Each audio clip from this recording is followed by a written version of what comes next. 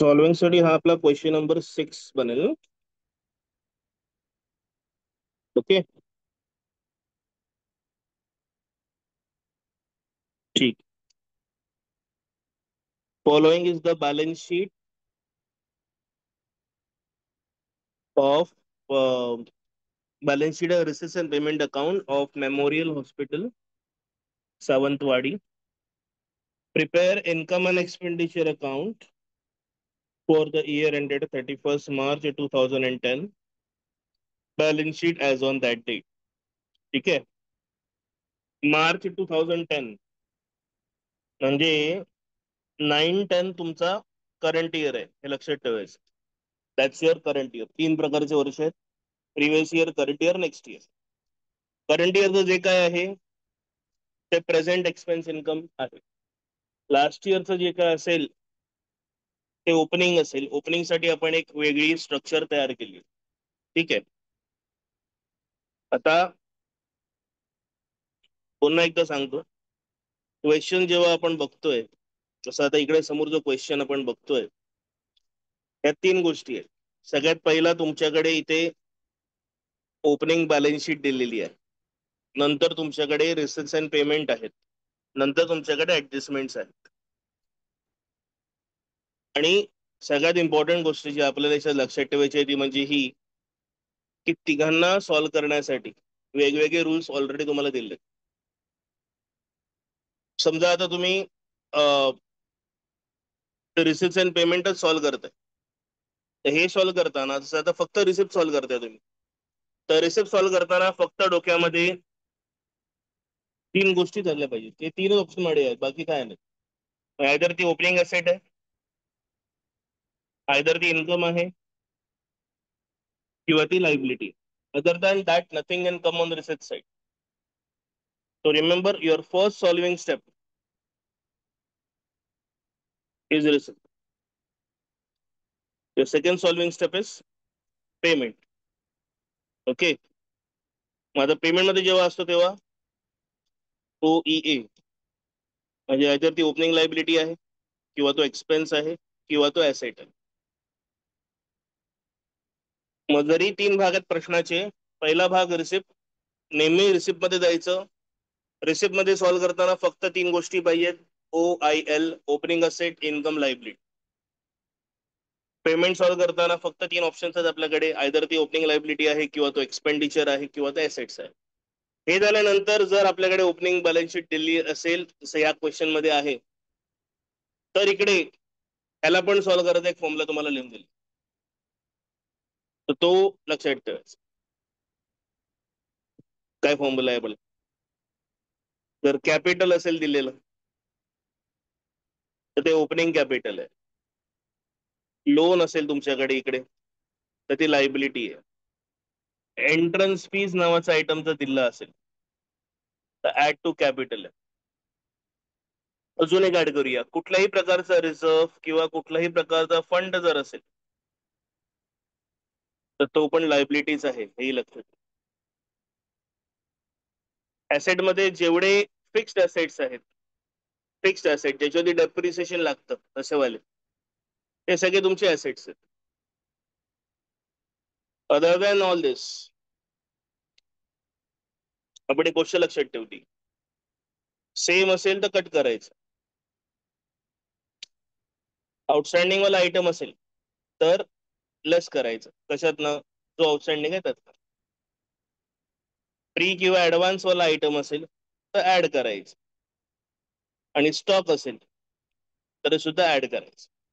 हे opening balance sheet solve करण्याचं समीकरण आहे. आणि जे ऍडजस्टमेंट तुम्हाला लिहून दिलं, तरी मेजर ऍडजस्टमेंट जे आपल्याकडे येऊ शकतात ते म्हणजे outstanding income, outstanding expense, prepaid income, prepaid expense, pre received income, prepaid expense, pre received income, closing stock आणि डेप्रिसिएशन. अदर दॅन दिस शक्यता ऍडजस्टमेंट येत नाहीत. Outstanding income add to income, balance sheet asset side. Outstanding expense add to expense, balance sheet liability side. Prepaid expense less from expense, balance sheet asset side. Pre-received income less from income, balance sheet liabilities side. Closing stock add to expense, balance sheet asset side. Depreciation less from asset, expenditure side. ही major adjustment. तर NPO लक्षात ठेवा 3 भागांमध्ये solve होतो. 3 भाग solve करायचे 3 वेगळे rules आहेत. मिक्स कराल तर कन्फ्यूज, मिक्स नाही करायचं. ते सॉल्व्ह करताना फक्त तेवढं लक्षात ठेवायचं. मग हा टॉपिक खूप सोपा येतो आपल्याला. आली गोष्ट लक्षात? परफेक्ट. हा बोल रेखा.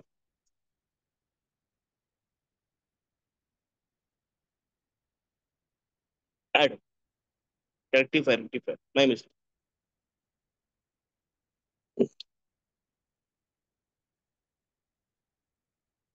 एक minute. Closing stock my mistake. It is less from expense of course, balance sheet asset side. Closing stock less from expense, balance sheet asset side. ठीक आहे. तर आपण कुठे येतोय? रिसिप्ट साइड मध्ये. मग रिसिप्ट साइड मध्ये असताना आपल्याकडे ऑप्शन्स किती आहेत? फक्त 3. Opening asset, income, liability. या व्यतिरिक्त काही नाही. ठीक आहे. माझं बघा, ब्रॉड डाऊन दिसला ना इकडे. मग हे दोन्ही काय आहेत आपले? Opening assets. Is that clear? इथे काय लिहिलंय? सबस्क्रिप्शन. ब्रॅकेटमध्ये काय लिहिलंय ते नंतर बघू आपण, ते आता रेलेव्हेंट नाही. किती? 1,30,000. Yes or no? हे काय आहे आपलं? इन्कम. ठीक आहे. पर पेनाचा रंग थोडा टाकतो. आता त्यांनी काय सांगितलं बघा ब्रॅकेटमध्ये. ब्रॅकेटची गोष्ट नेहमी नंतर बघायची, लक्षात ठेवा. Include 2,000 received for previous year. म्हणजे 1,30,000 ना 2,000 रुपये हे 5च्या वर्षाचे. कोई बात नाही, ठीक आहे, इट्स ओके. तेव्हा 5चं वर्ष येईल ना तेव्हा बघू. पण लक्षात ठेवायचं, जर हे 1,30,000 आहेत तर ह्या 1,30,000च्या मध्ये 2 रक्कम आहेत. एक ह्या वर्षीची, एक गेल्या वर्षीची. गेल्या वर्षीची किती आहे? 2,000. मग 1,30,000 जर 2,000 काढले बाहेर तर उरले किती? 1,28,000. ते आपल्या वर्षाचे आहे. तर आपण काय करू शकतो? फॉर अवर इन्फॉर्मेशन आपण ह्याला 2 पार्ट मध्ये डिवाइड करून लिहून ठेवायचं. 1,28,000 ही माझी काय आहे? इन्कम. आणि 2,000 हे काय आहे? Opening asset. एक्झॅक्टली. बघा 3 ऑप्शन आहेत ना, ओपनिंग असेट, इन्कम, लायबिलिटी. एखादी इन्कम असेल तर ती ओपनिंग असेटच असते. Okay. So 128 is my income, कारण हा माझा करंट इयरचा अमाऊंट आहे. आणि 2,000 इज ओपनिंग असेट, कारण हा लास्ट इयरचा अमाऊंट आहे. ज्या वेळेला आपण स्प्लिट करतो एखादी गोष्ट, तर ती मेन अमाऊंट जी असते तिला लक्षात ठेवायची गरज नाही. कोर्स त्याचा इफेक्ट आपण केलाय, बायफर्केशन दाखवलंय. मग जेव्हा तो बायफर्केशन लिहायची पळ येईल तेव्हा बघायचं काय करायचं. तर बघा पुढे काय सांगितलंय? Sale of furniture. फर्निचर विकला की नाही? बुक व्हॅल्यू किती आहे? 30,000. विकला कितीला? 20,000. मग आता 30,000चं फर्निचर मी विकतोय. कितीला विकतोय? 20,000ला. फायदा आहे की नुकसान आहे? कितीचं नुकसान आहे? 10,000 रुपये. बरोबर आहे. आता ह्याला मी विसरून जातो. फर्निचर विकलं 30,000चं. ओके. मग जर फर्निचर विकलं 30,000चं तर लेस फ्रॉम फर्निचर 30,000चं फर्निचर बाहेर गेलं. बरोबर आहे. येस. आता बघा 30चं फर्निचर बाहेर गेलं. 30चं फर्निचर बाहेर गेलं, 10चं नुकसान देऊन गेलं. सो लेस फ्रॉम फर्निचर 30,000, 10चं नुकसान देऊन गेलं. नुकसान म्हणजे एक्सपेन्स. सो हे 10,000 जे आहेत हे कुठे येणार? Expenditure as loss from furniture. Is that clear? 30,000 less from furniture, 10,000 expenditure. ही जी ऍडजस्टमेंट आहे, sale of asset, this is something new for us today. हे नवीन आहे, जे आपल्याला रिव्हिजनच्या टायमाला लक्षात ठेवणं गरजेचं आहे की हा अशी ऍडजस्टमेंट येऊ शकते. आता समजा बुक व्हॅल्यू 20,000 असती आणि सेल पण 20,000 झाला असता, त्याचा इफेक्ट काय असता? फक्त लेस फ्रॉम फर्निचर हा इफेक्ट असता, मग ह्यामध्ये प्रॉफिट लॉस नसता. समजा 20,000 फर्निचर आहे बुक व्हॅल्यू, त्याला मी 25,000 ला विकला असता, तर लेस फ्रॉम फर्निचर 20,000, पण जी 5,000 प्रॉफिट झाला ना, ती इन्कम मध्ये लिहिली असते. Is that clear? म्हणजेच काय, सेल ऑफ फर्निचरच्या 3 तऱ्हा आपण बघू शकतो, हे लक्षात ठेव.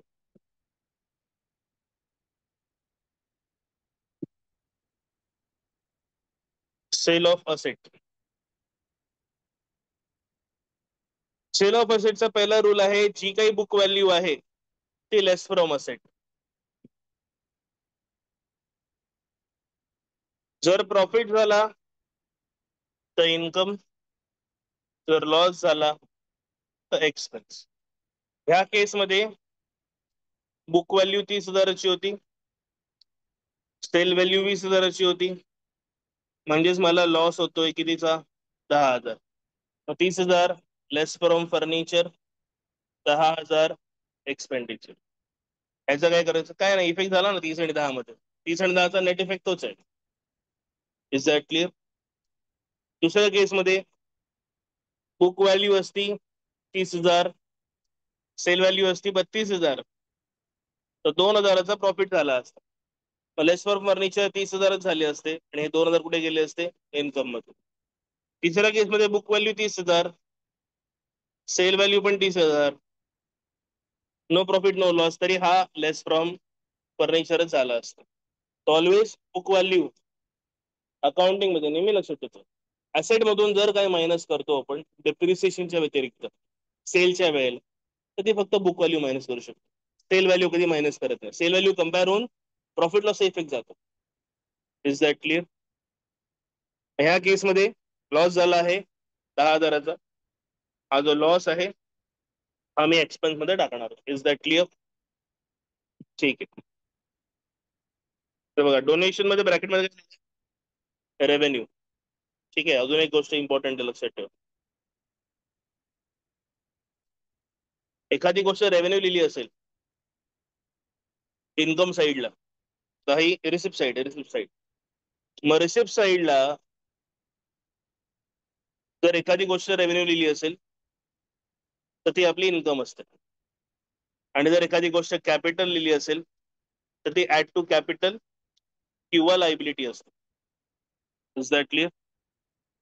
सेम पेमेंट साइड मध्ये जर एखादी गोष्ट रेव्हेन्यू अशी लिहिली असेल तर ती नॉर्मल एक्सपेंडिचर आहे, पण एखादी गोष्ट जर कॅपिटल लिहिली असेल ना तर ते ऍसेट आहे, हे लक्षात ठेवायचं. इकडे ब्रॅकेटमध्ये काय लिहिलं? रेव्हेन्यू. मग मी काय लिहिणार? Income. Is that clear? Revenue म्हणजे इन्कम, हा नेचर आहे, कॅपिटल नेचर, रेव्हेन्यू नेचर शिकलात तुम्ही. काही गोष्टी कॅपिटल एक्सपेंडिचर असतात, काही गोष्टी कॅपिटल इन्कम असतात, काही गोष्टी रेव्हेन्यू एक्सपेंडिचर असतात, काही गोष्टी रेव्हेन्यू रिसिप्ट असतात. मग रेव्हेन्यू म्हणजे काय? रिकरिंग इन नेचर, रेग्युलर बेसवरती जे होतं ते. बरोबर आहे की नाही? पुढे लाईफ मेंबरशिप. तर लक्षात ठेवा, लाईफ मेंबरशिप फी किंवा लेगसी, ह्या दोन गोष्टी नेहमी ऍड टू कॅपिटल होणार, कारण ह्या एकदाच मिळतात. So life membership fee is always added to capital. Clear side? आता आपण कुठे आहोत? पेमेंट मध्ये. पेमेंट मध्ये आपल्याकडे ऑप्शन्स किती आहेत? 3. Opening liability, expenditure and assets. Salary expenditure ब्रॅकेटमध्ये काय लिहिलंय, इन्क्लुडिंग प्रिव्हियस. आता हे सेम आपण इथे सबस्क्रिप्शनला बघितलं, इन्क्लूड प्रिव्हियस इयर, पण इथे लिहिलेलं की 2,000 रुपये. मग आपण ते वेगवेगळं करून ठेवून दिलं ना. पण आता ह्या इकडे फक्त सांगितलंय इन्क्लूड प्रिव्हियस इयर, पण किती सांगितलंय का नाही. मग काय करू शकतो का, नाही, सोडून द्यायचं. जेव्हा येईल तेव्हा बघू ना. नेहमी लक्षात ठेवा, एनपीओ करताना असं कित्येकदा होणार, अरे वरती लिहिलंय ना, वरती लिहिलंय ना. जिथे तुम्ही आहात फक्त फोकस तिकडे पाहिजे. वरती काय लिहिलंय, ऍडजस्टमेंट मध्ये काय दिलंय, हे आत्ता तो कन्सर्न नाही ठेवला पाहिजे. मगच तुम्हाला एनपीओ सिम्पल जाणार. एनपीओचा एकच रूल आहे, रिसिप्ट सॉल्व्ह करता तर फक्त रिसिप्ट मध्ये बघा, वरती काय लिहिलंय खालती काय लिहिलंय हे बघू नका. त्याच्यात पेमेंट लिहिताय फक्त पेमेंट मध्येच बघा, बाकी ओपनिंग मध्ये काय इन्फॉर्मेशन आहे, ऍडजस्टमेंट मध्ये काय इन्फॉर्मेशन आहे, मग ते आता कॅल्क्युलेट करतो. अशी काही जे करतात ना, एनपीओ खूप डिफिकल्ट जातो. पण जे स्टेप वाईज जातात ना, एनपीओ एकदम रोड, एवढ्याला एवढंच आहे, एवढंच कर. Is that clear? पुढे मेडिसिन. आता एखाद्या हॉस्पिटलसाठी मेडिसिन ही गोष्ट एक्सपेंडिचर मध्ये येते, हे लक्षात ठेवा. इक्विपमेंट परचेस, इक्विपमेंट हा फिक्स असेट आहे, नाही कुठे येणार, ऍसेट्स मध्ये. Taxes expense, general expense expense, ठीक आहे. आणि कॅरेट डाऊन असेल तर ऍसेट. क्लिअर? आता हे झाल्यानंतर थर्ड स्टेप असते आपली बॅलन्स शीट. मग आपण आता बॅलन्स शीट मध्ये येऊया, आणि फक्त जे बॅलन्स शीट मध्ये आपल्याकडे जे इम्पॉर्टंट आहे फक्त त्याला बघू, दुसरं काही बघायचं. ठीक आहे. आता बघ, एवढ्या गोष्टी इम्पॉर्टंट आहेत आपल्याला, है ना. कॅपिटल फंड, कॅपिटल फंडचा रूल काय आहे, ओपनिंग कॅपिटल. मग ह्याचा ऍडजस्टमेंट इफेक्ट काय, ओपनिंग कॅपिटल फंड. त्यानंतर आउटस्टँडिंग. आता आउटस्टँडिंगचा रूल काय, लेस करायचं, बरोबर की नाही. मग outstanding salary less from salary, outstanding medicine bill less from medicine bill, बरोबर आहे. मग आता लेस करायचं असेल तर मला टिकमार्क करणं गरजेचं. जेव्हा जेव्हा तुम्ही ऍड किंवा लेस करता, ज्यातनं तुम्हाला ऍड लेस करायचं आहे त्याच्या बाजूला टिक करायचं. टिक मार्क आपल्याला सांगतोय लाईन सोडा, इथे ऍडजस्टमेंट येणार आहे. मग आता इकडे आपण आपल्या खालती येऊया पेमेंट साईडला. सॅलरीच्या बदला आपण टिक मार्क केलं, आणि मेडिसिनच्या बाजूला टिक मार्क केलं. Is that clear? सिम्पल आहे. आता बघा ऍसेट साईड मध्ये, cash in hand, cash at bank 6,000, 34,000. आता ही जी कॅश आहे आणि ही जी बँक आहे ही ओपनिंग आहे. आणि सेम आपल्याकडे बघा तुम्ही, आपल्याकडे इथे opening cash in hand same amount मध्ये. मग रूल काय, सेम आहे तर कट करायचं. मग हे दोन लिहिणार नाही आपण, कारण हे सेम आले ना, कट करणार. Is that clear? Land and building हा फिक्स्ड असेट मध्ये मोडतो, फर्निचर फिक्स्ड असेट मध्ये मोडतो, इक्विपमेंट फिक्स असेट मध्ये मोडतो. मग तिन्ही काय आहेत, asset. Outstanding subscription less on subscription माहिती आहे आपल्याला. आता ही 2,000 रुपये सेम जेव्हा आपण सॉल्व्ह करत होतो, आपण एक बायफर्केशन काढलेलं, दिसलं तुम्हाला. ओपनिंग 2,000 आणि ही पण ओपनिंग किती आहे, 2,000. सेम आहे तर काय करायचं, कट करायचं. हा इफेक्ट पूर्णपणे काय होतो, कॅन्सल होतो. Is that clear? इकडे तुमची ओपनिंग बॅलन्स शीट जी आहे ती पूर्णपणे कम्प्लीट झाली. Any problem? सिम्पल ना, स्टेप वाईज चाललोय. आता शेवटची स्टेप काय आहे आपल्याकडे, ऍडजस्टमेंट्स. परफेक्ट. मग आता आपल्याला ऍडजस्टमेंट नाही बघायचं. मग ऍडजस्टमेंट्स आपल्याकडे आहेत, या असं येणार आहे त्या आम्ही लिहिल्या, बाकी वेगळ्या तर बघू. पहिली ऍडजस्टमेंट आहे आउटस्टँडिंग सबस्क्रिप्शन. सबस्क्रिप्शन हे माझं इन्कम आहे, मग ऍडजस्टमेंटचं नाव आहे आउटस्टँडिंग इन्कम. हे पण लक्षात ठेवा, आयडेंटिफाय करता आलं पाहिजे. मग सगळ्यात पहिला आदत ठेवा, आदत. आदत कोणती ठेवा, लिहायची ऍडजस्टमेंटचं नाव. पण नाव ऍडजस्टमेंटचं लिहिलं तर इफेक्ट लिहू शकतो. Is that clear? Outstanding income, add to income, balance sheet, assets. इथे सांगितलं capitalise the amount of membership fee, म्हणजे जी लाईफ मेंबरशिप फी आपल्याला मिळाली आहे ना वरती, त्याला कॅपिटलाइज करा म्हणजे कॅपिटलमध्ये ऍड करा. ऑलरेडी आपण त्याला कॅपिटलमध्ये ऍड केलंय.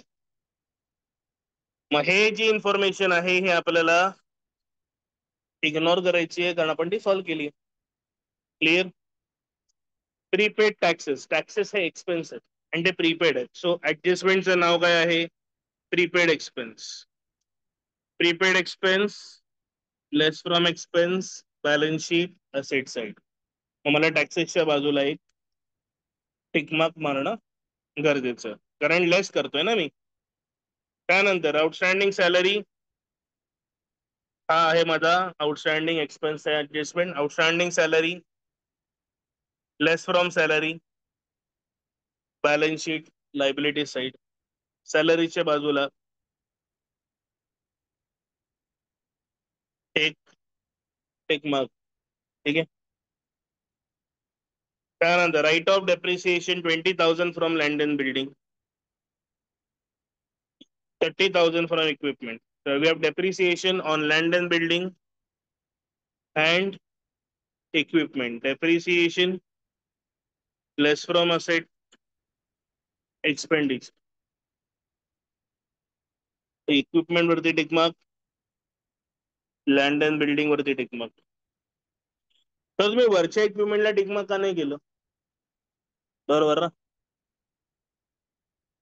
स्टेप वाईज जेव्हा जातो तेव्हा पहिला इक्विपमेंट मला पेमेंट मध्ये मिळतो. पण सॉल्विंग स्टेप रायटिंग स्टेप पण सेम आहे. जेव्हा आपण हे सम सोडवायला सुरुवात करणार पुस्तकामध्ये किंवा आपल्या फॉर्मॅटमध्ये पहिला रिसिप्टच लिहिणार, नंतर पेमेंटच लिहिणार. मग पेमेंट मध्ये मला सगळ्यात पहिला दिसणार ना इक्विपमेंट.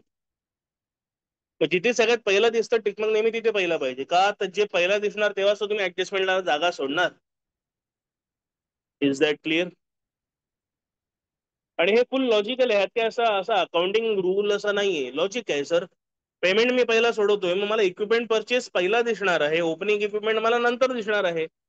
म्हणजे पहिला दिसणार मला पहिलाच कळलं पाहिजे ना हा जागा सोडायची. कारण प्रत्येक स्टुडंटचा आयक्यू इतका मोठा नाहीये की तो सगळं लक्षात ठेवतो, डोक्यात येणं तो सोडवायला सुरुवात करतो. पॉसिबल आहे नाही असं नाही, but not everyone can do that easy. Is that clear? आणि लास्ट खूप इम्पॉर्टंट, खूप मजेदार, outstanding medicine bill as on 1409. हे ओपनिंग मेडिसिन बिल बद्दल बोलतोय. 1409 म्हणजे ओपनिंग, लक्षात ठेव. Is steel due. आता ही इतकी छान ऍडजस्टमेंट आहे कारण बऱ्याच लोकांना इंग्लिश इथे कळत नाही. इज स्टील ड्यूचा अर्थ अजूनही बाकी आहे. लक्षात ठेवा आपण जे इफेक्ट देतो कोणते हे ओपनिंग वाले खास करून की आउटस्टँडिंग वाले ऍड, प्री वाले मायनस, हे का देतो? गेल्या वर्षी बाकी होतं या वर्षी झालं असं समजून देतो. आणि नॉर्मली तसं असतंच. काल समजा एखादं काम पेंडिंग असेल तुमच्या बॉसने दिलंय आणि तो परवा जेव्हा येतो तेव्हा तो काय विचार करतो? ते काम झालं असेल. ओके. पेंडिंग कामं नेक्स्ट डे होतात हे अझम्पशन आहे. तसंच उरलेला हिशोब गेल्या वर्षीचा ह्या वर्षी कंप्लीट होतो हे पण एक अझम्पशनच आहे. अझम्पशन म्हणजे गृहीत धरणं. आणि ते तसं तसं होतं बघायला गेलं. बरोबर. जसं की आता महिनाभर काम केल्यानंतर त्या महिन्याचा पगार तुम्हाला मिळतो. कधी मिळतो? दुसऱ्या महिन्याच्या पहिल्या आठवड्यात मिळतो. आता ज्या दिवशी महिना पूर्ण होतो एक कर्मचारी काय बोलतो? महिना पूर्ण झाला आता पगार येणार. ऍझम्पशन आहे ना, गृहीत करतोय पगार येणार. असं होऊ शकतं ना पगार नाहीच आला, काहीतरी कंपनीला मोठं नुकसान झालं, काहीतरी प्रॉब्लेम झाला, कंपनीचा मालकच अवेलेबल नाहीये, सह्या करणारा अवेलेबल नाहीये, बँकेचा स्ट्राईक चालू आहे समजा. ज्या बँकेत तुमचं खातं आहे त्या बँकेत स्ट्राईक चालू आहे. स्ट्राईक जेव्हा चालतो तेव्हा कामकाज बंद होऊन जातं. कामकाज बंद झालं तर मग आपले पैसे कसे क्लिअर होणार? Anything can happen right. आपण काय विचार करतो? आपण पॉझिटिव्ह विचार करतो की मिळणार आहे, होणार आहे, सेटलमेंट होणार आहे. त्याच पद्धतीने गेल्या वर्षी जर मला कुठले पैसे येण्या बाकी असतील तर ह्या वर्षी ते येतील, आले असतील असं मी मानतो. गेल्या वर्षी जर देणं बाकी असेल तर ह्या वर्षी मी ते दिलं असेल असं मी मानतो. मानतो. होईल की नाही माहिती नाही. काहीच नाही सांगितलं तर झालं. काहीच नाही सांगितलं तर झालं. पण जर त्याने स्वतःहून सांगितलं अरे बाबा बाकी आहे, जसं इथे सांगितलं की ओपनिंग मेडि मेडिसिन बिल अजूनही बाकी आहे, नाही झालं का? नाही झालं. मग जर बाकी होतं गेल्या वर्षी तेव्हा काय होतं? लायबिलिटी होतं की नाही? गेल्या वर्षी जेव्हा बाकी होतं तेव्हा लायबिलिटी होतं. ह्या वर्षी पण बाकी आहे, मग हा इफेक्ट मी नाही देऊ शकत. मी कुठला इफेक्ट देणार? Liability again. Is that clear? तर मी हे इफेक्ट का देतो? अज्युमिंग झालं, कम्प्लिटेड, सेटल्ड. पण जेव्हा क्वेश्चन सांगतो नॉट सेटल्ड येट, बाकी आहे, पेंडिंग आहे, स्टील ड्यू आहे, तर सिम्पल लास्ट इयर पण लायबिलिटी होती, आताही लायबिलिटीच असणार आहे. ठीक आहे, ती रंग बदलत नाही. Is that clear? Once a liability always a liability unless it is settled. Is that clear? आलं लक्षात? मग बघा ह्या प्रश्नामध्ये आहे ना, दोन नवीन गोष्टी आपण शिकलोय, या डिफरंट पण आहेत. एक म्हणजे ही ऍडजस्टमेंट नंबर 6, त्यामध्ये स्टील ड्यू असा शब्द घेऊन आपल्याला शिकवलं. आणि दुसरा म्हणजे ही sale of asset. Is that clear? प्रश्न समजला सगळ्यांना? काय टेन्शन नाही? ठीक आहे. ठीक आहे. आता आपल्याला काय करायचं? आपल्याला तर सॉल्व्ह करायचं फॉर्मॅट, त्याला बनवूया.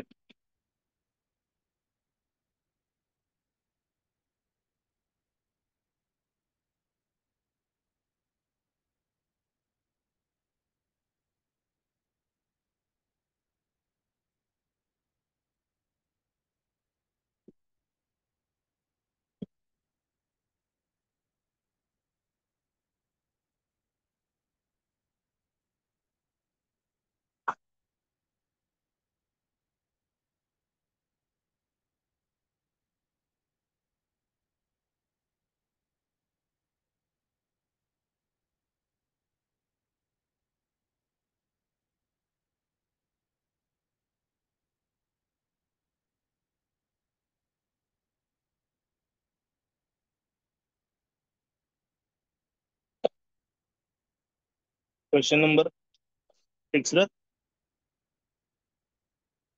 इन द बुक्स ऑफ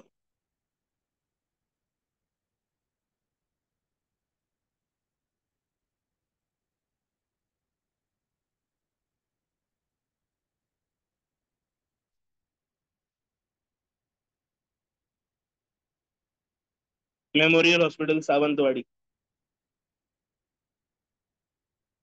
ठीक आहे.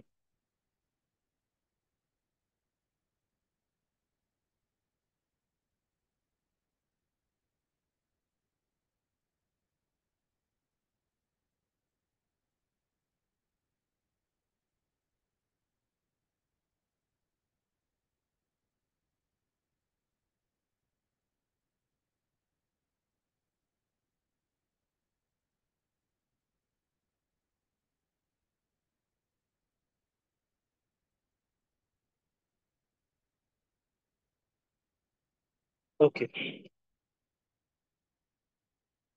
Memorial hospital Sawantwadi, income and expenditure account for the year ended 31/3/09. Sorry, 31/3/10 आहे इकडे, 9 नाही.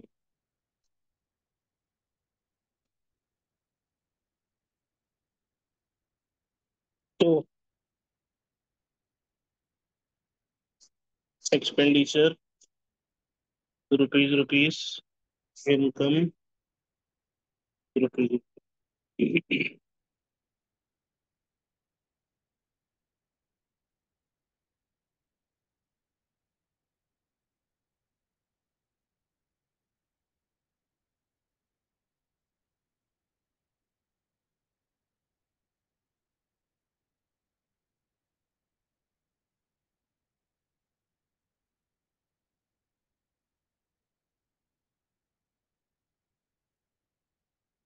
Balance sheet as on 31st March 10.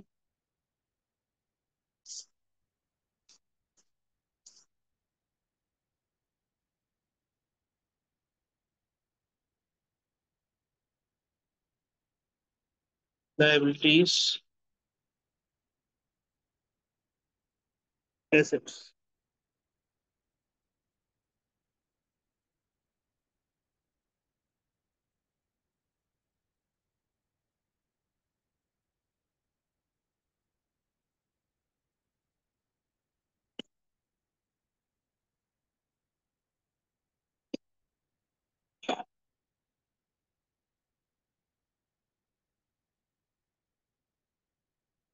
Capital fund,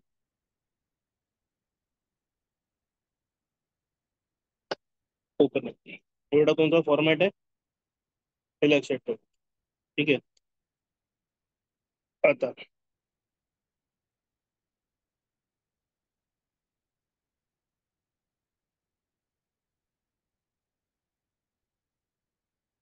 सगळ्यात पहिला सॉल्व्ह करताना लक्षात ठेवा, रिसिप्ट साइड पहिला जो आहे तो स्ट्रक्चर ठेवायचा, काहीच बदलायचं नाही. ओके. मग त्या रिसिप्ट मध्ये सगळ्यात पहिला होतं cash in and cash in bank opening होतं, कॅन्सल झाले, विषय संपला, तिकीट. नंतर होतं सबस्क्रिप्शन. सबस्क्रिप्शनचे दोन भाग झाले, 2,000 आणि 1,28,000. 2,000 ओपनिंग होतं, कॅन्सल झालं. 128 आहे ते लिहायचं आपल्याला. इन्कम टिकमा काय एक लाईन सोडायची. बरोबर आहे. तो इन्कम मध्ये आपण आलो. By subscription 1,28,000. एक टिक मार्क आहे, एक लाईन सोडायची. Is that clear? नंतर आहे sale of furniture. Sale of furniture मध्ये दोन गोष्टी होत्या, एक बुक व्हॅल्यू आणि एक प्रॉफिट लॉस. बुक व्हॅल्यू 30,000ची होती. मग सगळ्यात पहिला इथे यायचं ऍसेट मध्ये लिहायचं फर्निचर ओपनिंग. आता माझ्याकडे हे नाहीये, वरती आहे पण मी लिहिणार नाही, लक्षात ठेवा. जिथे आहात तिकडेच मायनस सेल 30,000. विषय संपला इकडे. क्लिअर? तर 10,000चं नुकसान झालं, हे येणार एक्सपेंडिचर मध्ये. बरोबर की नाही? तो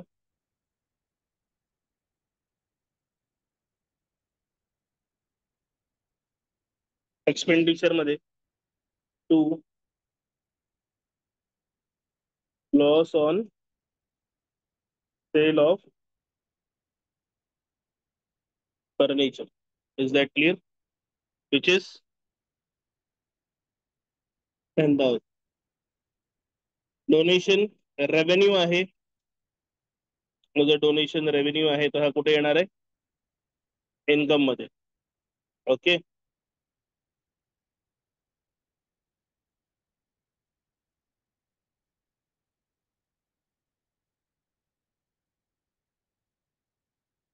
तो by donation 44,000. Okay. By donation 44,000.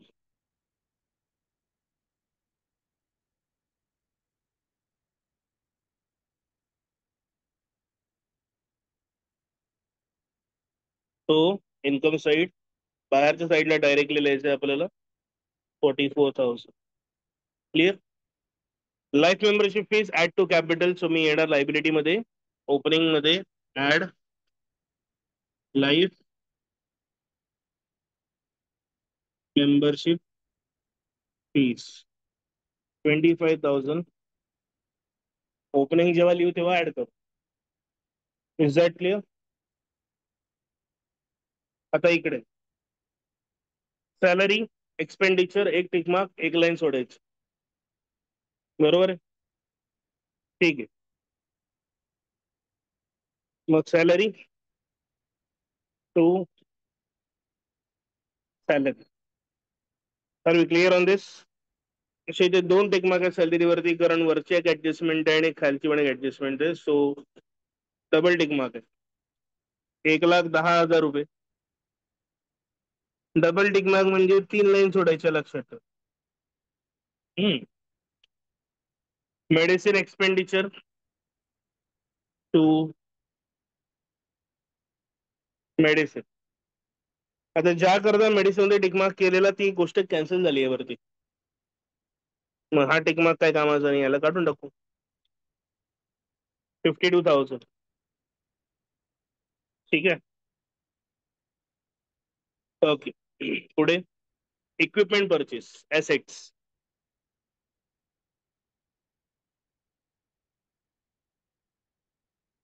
Equipment opening मला नंतर मिळेल. हे जे परचेस आहे याला मी काय बोलतो? ऍडिशन. किती? 20,000.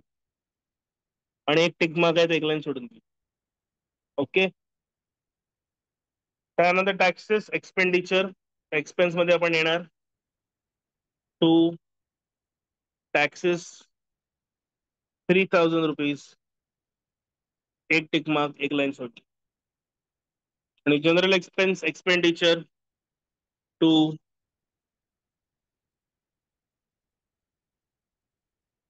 General expense 8,600. Clear? Cash in hand cash at bank आपले ऍसेट्स आहेत. So cash in hand cash at bank 15,400. 50,000. ठीक आहे. आणि इथे आपली पेमेंट साईड कम्प्लीट झाली. आता balance. Capital fund opening 10,04,000. So capital fund opening 10,04,000 plus 25,000 10,29,000. Is that clear? Outstanding salary less from salary. So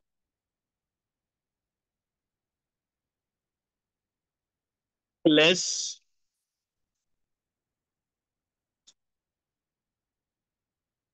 outstanding in last year 22,000. Is that clear? Balance 88,000. Medicine bill unpaid. आधी less from medicine होतं, नंतर कळलं बाकी आहे, तर ते liability मध्ये continue झालं. बरोबर की नाही? So welcome on liability side.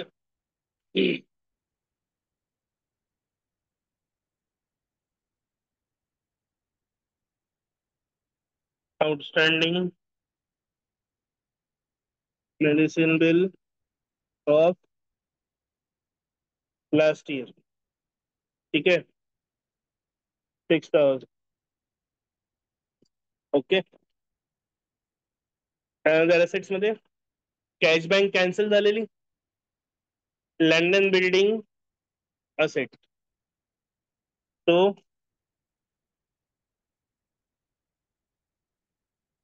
London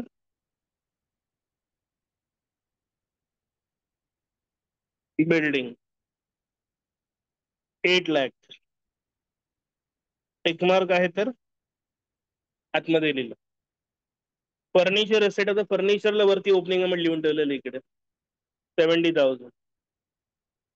balance furniture 40,000. Equipment asset opening equipment 1,20,000. Total equipment 1,40,000. Outstanding subscription cancel झालं. क्लिअर आहे बॅलन्स शीट. आता ऍडजस्टमेंट मध्ये येणार आपण. बरोबर आहे.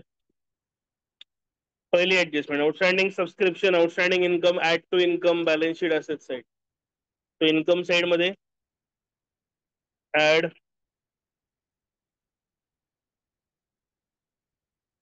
Outstanding ₹12,000 total 1,40,000. Balance sheet asset side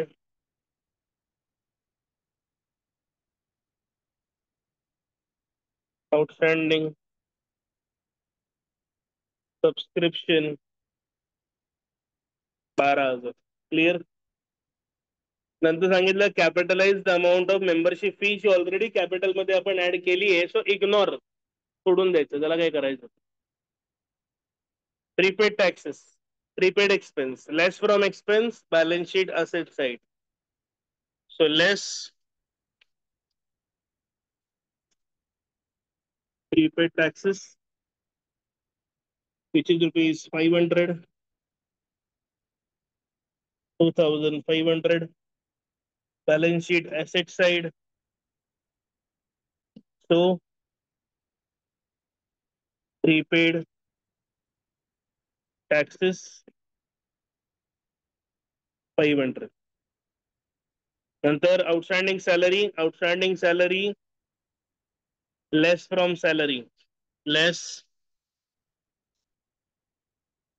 outstanding in current year. Sorry, outstanding salary add to salary current year, which is outstanding salary add to salary. बाबा लेस क्या करते हैं. हाँ, ₹12,000 again total 1 lakh rupees. However, outstanding expense add to expense. Balance sheet liability side, so outstanding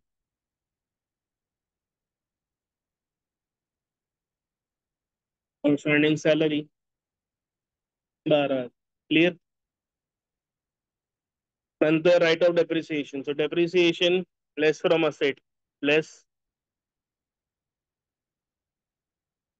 depreciation. Land and building 20,000, 7 lakh, sorry, 20 na 7,80,000 आहे ना. आणि equipment वरती 30 आहेत, लेस depreciation 30,000, 1,10,000. हे झाला पहिला इफेक्ट लेस फ्रॉम असेट. दूसरा effect expenditure to depreciation, land and building आणि equipment. Land and building 20,000, equipment 30,000, total 50,000. आणि जे लास्ट होतं आउटस्टँडिंग बिल ऍज ऑन 1,409 म्हणजे ओपनिंग स्टील ड्यू. बाकी होतं तर आपण त्याला ऑलरेडी पुढे घेऊन आलोय आणि त्याला लिहून ठेवलं. Is that clear. मार्किंग संपले. आता काय करायचं, बॅलन्स करायचंय, टोटल करायचं. परफेक्ट. सगळ्यात पहिला मी नेहमी बोलतो पेन्शनची टोटल पहिला घ्या. रफ टोटल पहिला आली पाहिजे. तो याची टोटल 1,84,000 है ना. सिंपल आहे. याची टोटल करायची आपल्याला. सो इट इज 0, 0, 5 आणि 6 11. अक्षाला 1, 2 आणि 1 3, 3 आणि 2 5, 5 आणि 8 13, 13चे 3 हातचा 1, 1 आणि 1 2, 2 आणि 5 7, 7 आणि 5 12, हातचा 1, 1 आणि 1 2, 2,23,100 एक्सपेन्सची टोटल आहे. 1,84,000 इन्कमची टोटल आहे. Expenditure is more than income. Loss झाला नाही, डेफिसिट बोलतो आपण त्याला. मग आता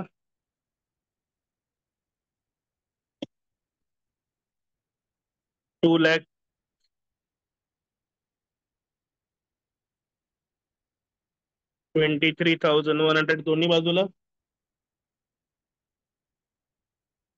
बरोबर. आणि या साईडला बाय एक्सेस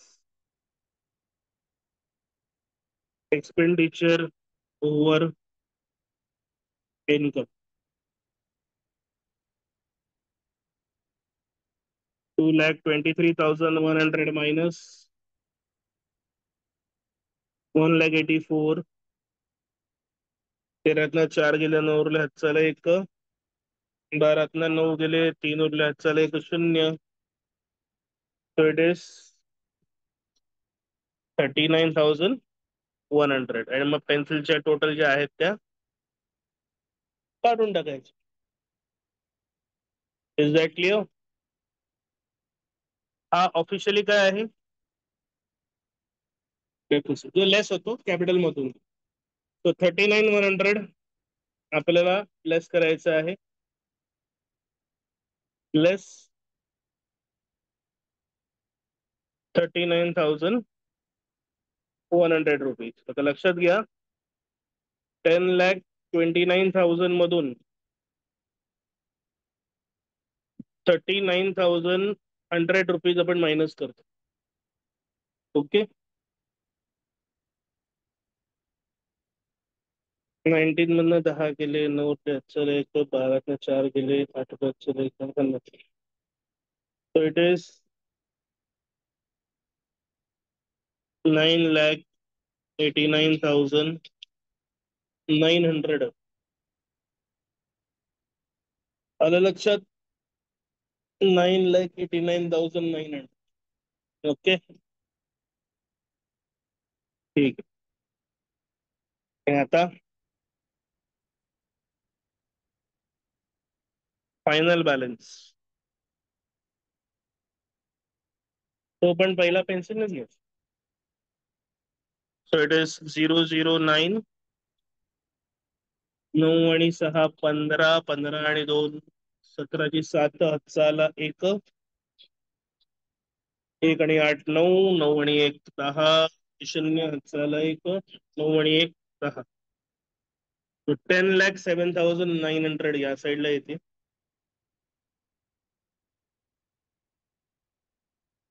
शून्य शून्य 4 आणि 5 9. त्यानंतर 5, 5 आणि 2 7. त्यानंतर 4, 4 आणि 1 5, 5 आणि 1 6, 6 आणि 5 11, 11 आणि 8 19, 19 आणि 1 20. असे आले 2, 2 आणि 1 9, 9 आणि सॉरी 2 आणि 3, 3 आणि 7 10. आपली बॅलन्स शीट टॅली होते 10,07,900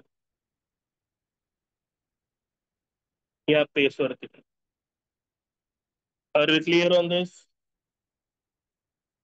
This is how we solve NP. Step by step. Never get confused. है की नाही? पहिली स्टेप रिसिप्ट्स, दुसरी स्टेप पेमेंट, तिसरी स्टेप जर बॅलन्स शीट असेल तर बॅलन्स शीट, आणि चौथी स्टेप ऍडजस्टमेंट. प्रत्येक स्टेप सॉल्व्ह करायचा फॉर्म्युला तुम्हाला मी दिलेला आहे. ओके, परफेक्ट, ठीक. तर होमवर्क साठी एक क्वेश्चन डिस्कस करूया. This will be our question number. हा होमवर्क आहे. प्युअर होमवर्क, हे लक्षात घ्या.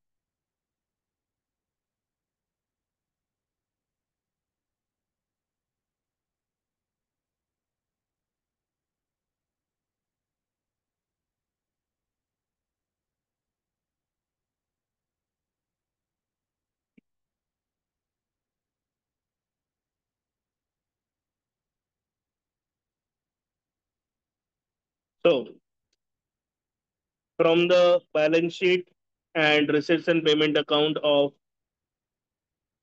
Anna Bhau English Medium School, Azra, prepare income and expenditure account for the year 2010. Opening balance sheet दिली आहे, रिसिट्स अँड पेमेंट दिले. मग आपण आता कुठे बघणार आहोत? रिसिट्सवर. रिसिट आपल्याकडे समोर.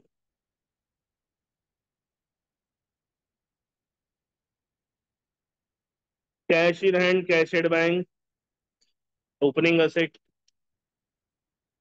Tuition fee, income, term fee, income. आता बघा एक नवीन आयटम, गव्हर्नमेंट ग्रांट. कशासाठी मिळाली आहे? बिल्डिंग. जेव्हा स्पेसिफिक पर्पज साठी पैसा मिळतो ना, specific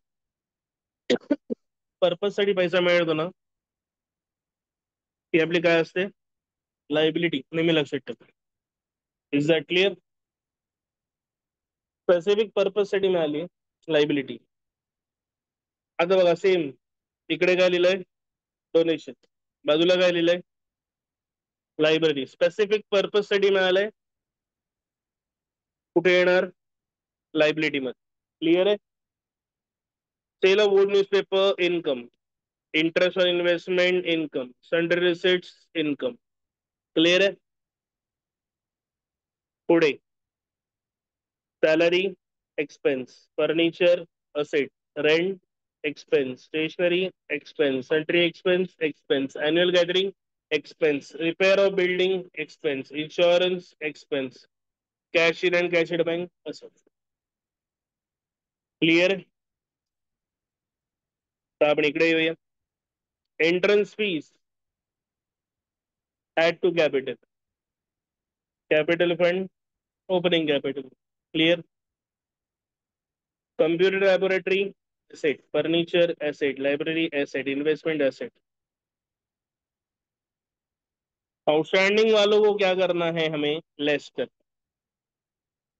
less from tuition fee. तर ट्युशन फीच्या बाजूला एक मग. Clear? Cash in hand, cash at bank, हमारा ओपनिंग सेम है तो क्या होगा? Cancel, cut. क्लियर? आता काय राहिले? ऍडजस्टमेंट्स. सगळ्यात पहिली adjustment, tuition fee still receivable. Still रिसिवेबलचा अर्थ काय असतो? आउटस्टँडिंग. ऍडजस्टमेंटचं नाव काय आहे? Outstanding income. Clear? Outstanding income काय इफेक्ट आहे? Add to income, balance sheet, asset. Tuition फीच्या बाजूला दोन टिक मार्क आले. Salary still payable. स्टील पेएबलचा अर्थ काय? आउटस्टँडिंग. Outstanding expense.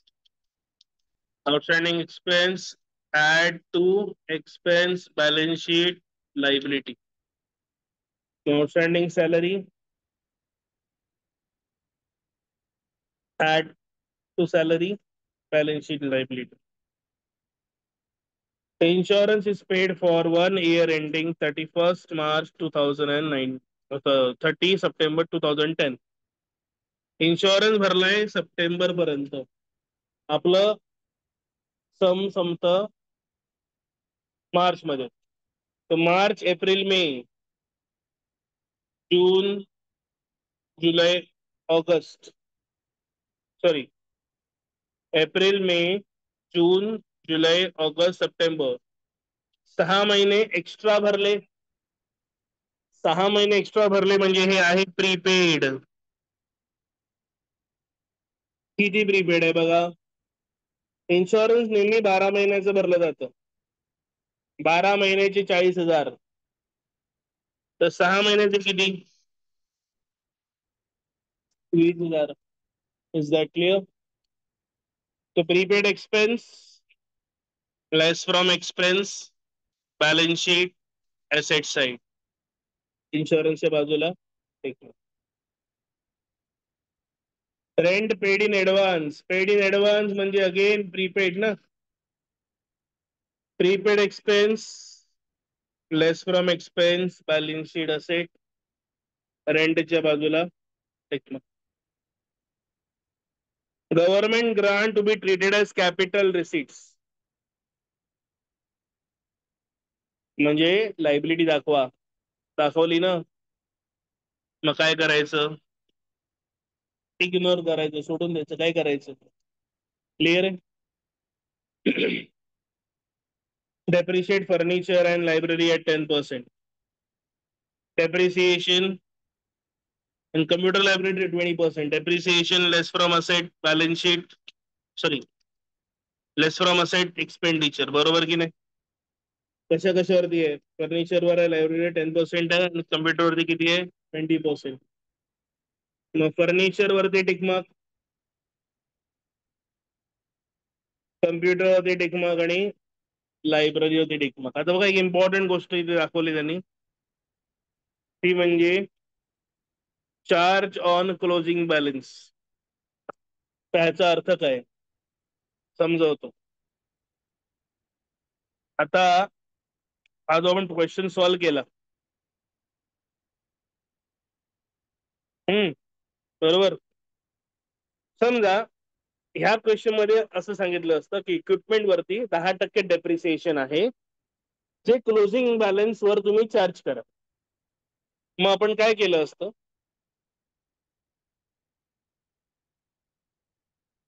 इकडे क्लोजिंग बॅलन्स आहे 140, मग 140 वरती 10% 14,000 मी लिहिले असते. Is that clear?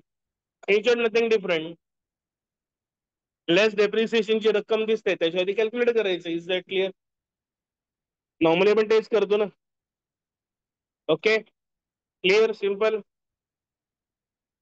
हा जो क्वेश्चन आहे, हा क्वेश्चन नंबर 7 आपला होमवर्क मध्ये जातोय, हे लक्षात ठेव. सिलेक्ट.